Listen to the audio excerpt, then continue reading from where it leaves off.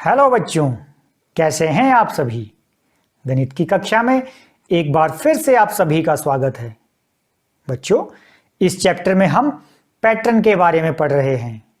पिछली वीडियो में आपने देखा कि पैटर्न की सहायता से किस तरह से संख्याओं की मीनार को हल किया जा सकता है। आज की वीडियो में हम पैटर्न की सहायता से कुछ गुप्त संदेशों को समझने का प्रयास करेंगे।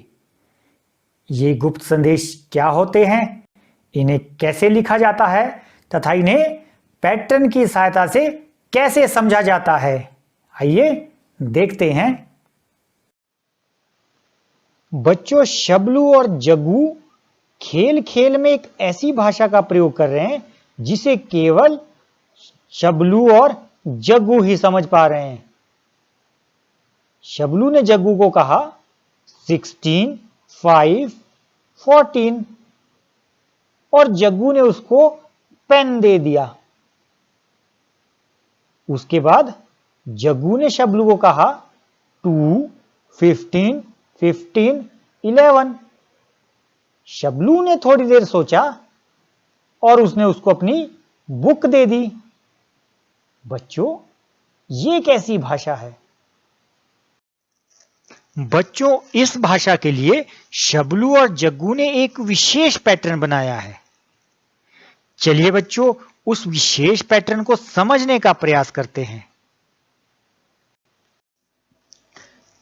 शबलू और जग्गू ने इंग्लिश के सभी अल्फाबेट्स के लिए एक विशेष कोड दिया है या नंबर दिया है। जैसे ए के लिए 1, क्योंकि बच्चों ए इंग्लिश का पहला अल्फाबेट है, इसलिए उसे नंबर दे दिया 1। बी के लिए 2, सी के लिए 3। यानी कि इंग्लिश अल्फाबेट्स में जो अल्फाबेट जिस नंबर पर आता है उसे वही संख्या दे दी। जैसे जे के लिए दिया 10, उसी तरह से वी के लिए दिया 22 और जेड के लिए 26।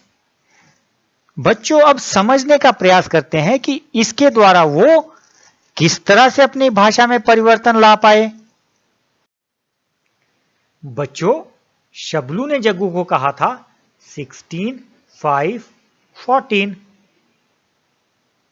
इंग्लिश अल्फाबेट्स में 16th नंबर पर पी आता है, जबकि 5th नंबर पर ई और 14th नंबर पर एन। इसलिए तो 16, 5 और 14 का मतलब हुआ पेन। इसी तरह से बच्चों, जग्गू ने शबलू को कहा था 2, 15, 15, 11।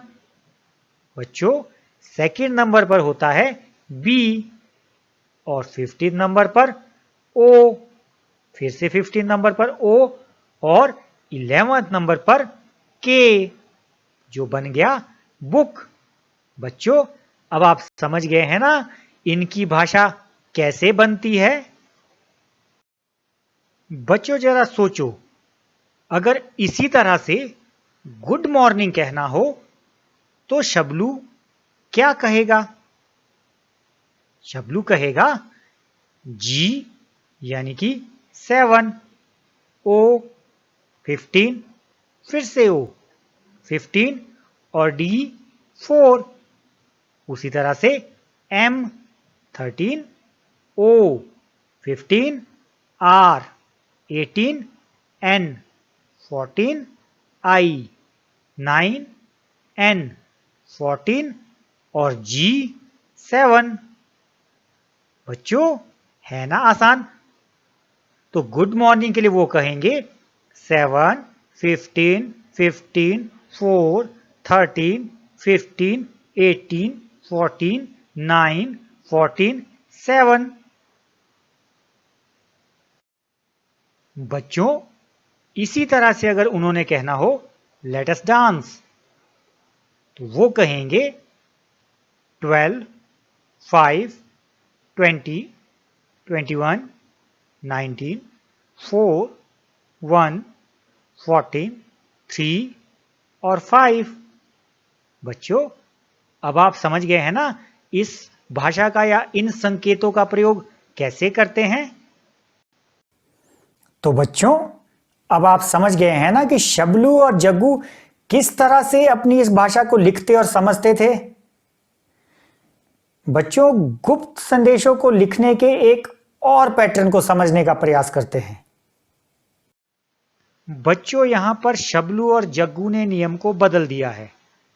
नए नियम के अनुसार वो जिस भी वर्ड को लिखना चाहते हैं उसके अल्फाबेट्स को वो अगले अल्फाबेट के साथ रिप्लेस कर देंगे। यानी जहां पर उन्होंने लिखना है ए, उसकी जगह लिखेंगे बी, बी की जगह लिखेंगे सी, सी की जगह लिखेंगे डी। उसी तरह से एम की जगह पे लिखेंगे एन, यू की जगह पे वी और डब्ल्यू की जगह पे एक्स। यानी कि बच्चों, जो भी अल्फाबेट लिखना है उससे अगला अल्फाबेट लिखेंगे। चलिए देखते हैं बच्चों, इस तरह से नए शब्द क्या क्या बनते हैं।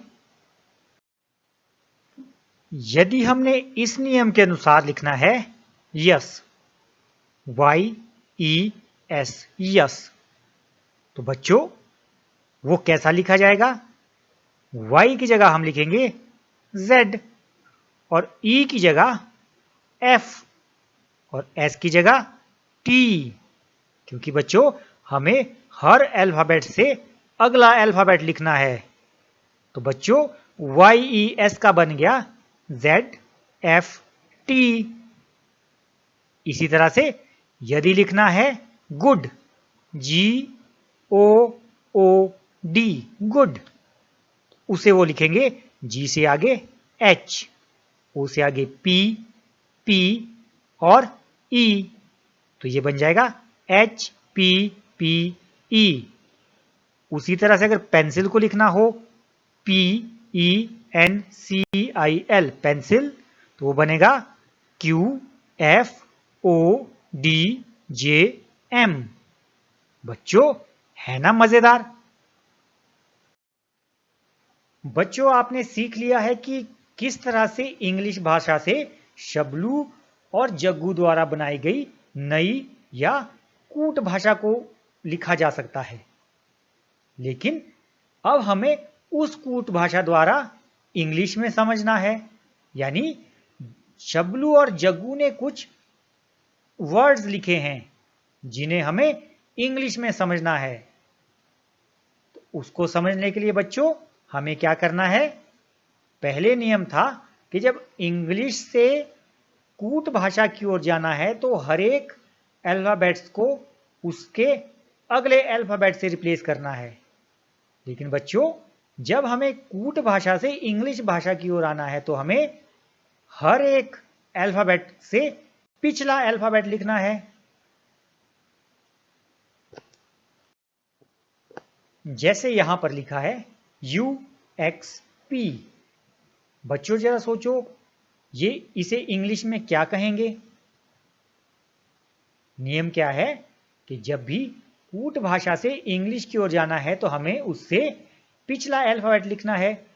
तो U से पहले है T और X से पहले है W और P से पहले O, जो बन गया 2। यानी कि UXP का मतलब होगा 2। उसी तरह से उन्होंने लिखा है CPPL।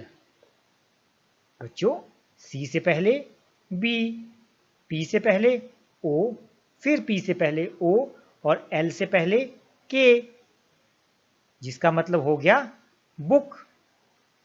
इसी तरह से TDIPPM, CBH, इसका मतलब हो गया स्कूल बैग। तो बच्चों, है ना रोचक। तो बच्चों, था ना ये मजेदार। आप भी इसी तरह से अपने नियम बनाकर कुछ गुप्त संदेशों को लिखने का प्रयास करें। तो बच्चों, आज की वीडियो में इतना ही।